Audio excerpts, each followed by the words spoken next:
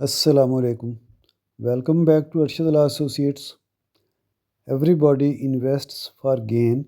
However, if proper method is not adopted, then this gain becomes a loss. This may be the case when you buy an immovable property and pay its purchase price in cash or through bearer checks. Section 75A of the Income Tax Ordinance 2001 is such a trap that it converts your gain into loss if the recommended method or the prescribed method of payment is not adopted. If the fair market value of an immovable property is more than 5 million and of any other asset is more than 1 million, then law requires that the payment should be made through pay order, cross demand draft, etc. If you do not adopt these methods, then Section 75A comes into play. What is fair market value? In the case of immovable property, the fair market value is the DC rate or the FBR's notified rate.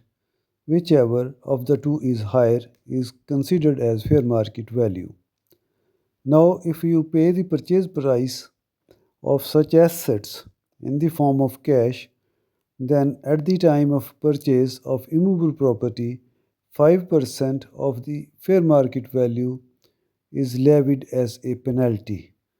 That is under section 182 of the Income Tax Ordinance 2001.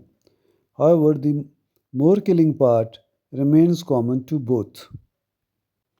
If the purchased asset is for business, then no capital allowance like depreciation allowance, initial allowance, or amortization of intangible are allowed on it. It means the tax liability of the business will be quite high. And in other cases, while computing capital gain on the disposal of such assets, no cost of the asset paid in cash will be allowed. Therefore, it virtually means that all sale proceeds will become the capital gain. It is quite possible that all gain goes into taxes and rather there is a loss.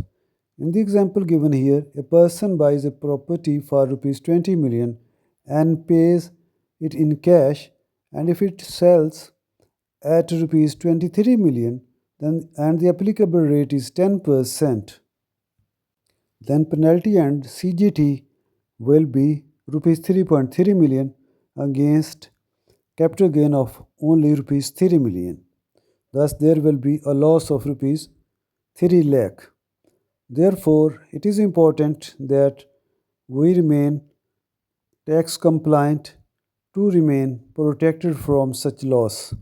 Thank you very much for watching the video. Thank you.